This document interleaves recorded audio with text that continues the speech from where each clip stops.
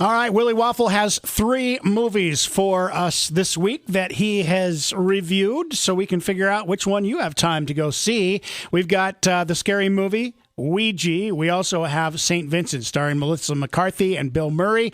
And finally, Keanu Reeves has a brand new movie out. It's John Wick. You know, if there's a Keanu Reeves movie out this week, we all have to do our Keanu Reeves impression. Whoa. Is it worthy of a whoa? Oh, no. Really? Oh, man, this looks so good. This was his best performance since The Matrix. Well, I wouldn't go that far. I mean, although, granted, what has he done since The Matrix? I mean, maybe that's a low bar to overcome. I'm sorry, Lake House? Oh, dear God. And maybe I had forgotten about that. I didn't realize really that statement, best since The Matrix. They didn't say which Matrix, because Matrix 3 sucked. Yeah, no one will ever forgive them for Matrix 3, will they? Yeah. So if it's the best since Matrix 3, then I guess still it could be true. Am I supposed to know who John Wick is?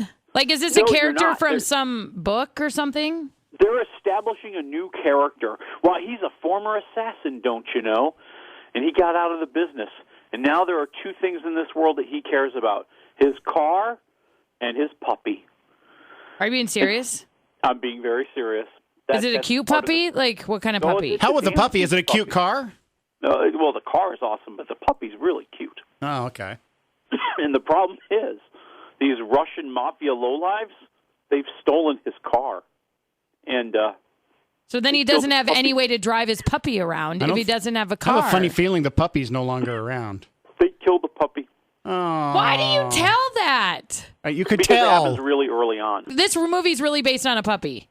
Yes, pretty much, yeah. Kate, I know for a fact that if somebody did something to Gunner, you would get revenge. Okay, but I think that's a stupid movie. Go on, though. I'm listening.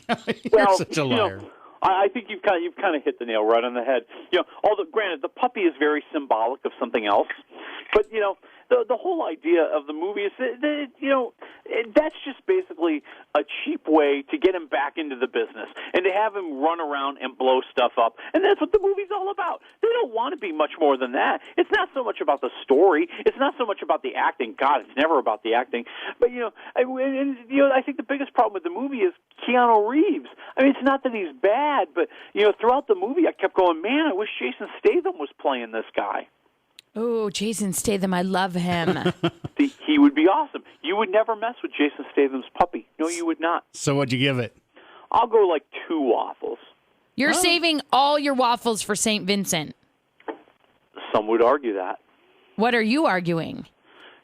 Well, I think for St. Vincent, we're talking about Bill Murray. And we're talking about the awesome Bill Murray. The Bill Murray who I don't think really gets his due as an actor.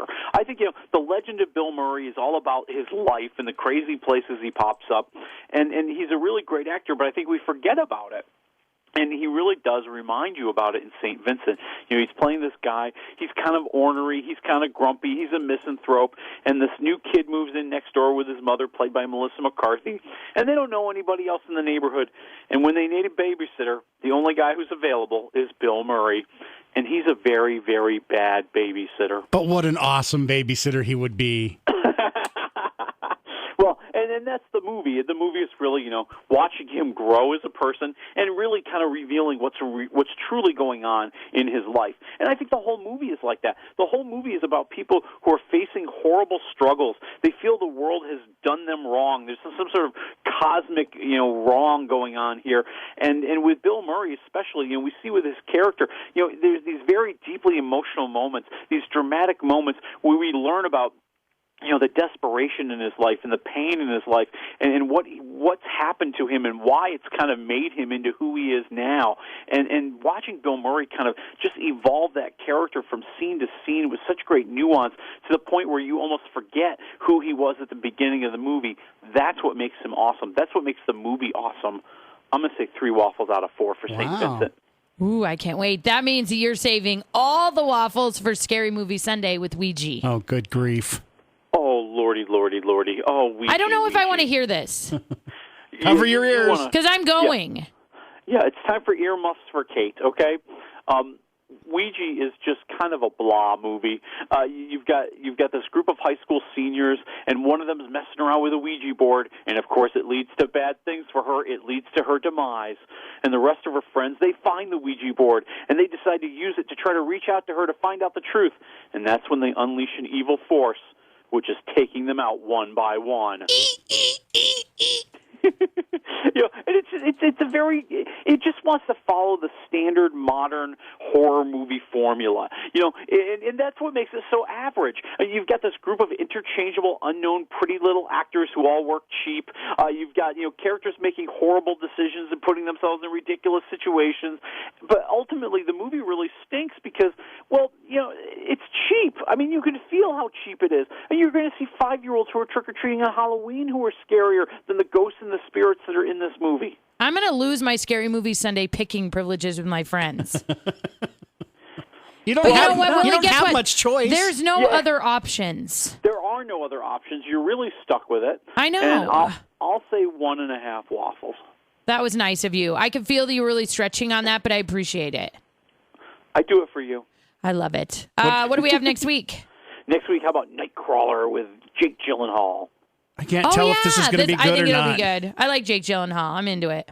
See, I'm with Mike. I'm like, there are times when it looks like it's going to be a good movie, and then there's that crazy scene where he's breaking the mirror. I'm like, dude, he is way too over the top. How about the movie where he played himself with his evil twin? I mean, this is good stuff, people. I'm holding out hope. I'm an optimist sometimes. All right. Well, you take your optimism, and we'll see you next week. All right. Talk to you next week.